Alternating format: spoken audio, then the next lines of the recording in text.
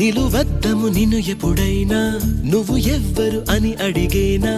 ఆ చిత్రమే గమనిస్తున్నా కొత్తగా నువ్వు విన్నది నీ పేరైనా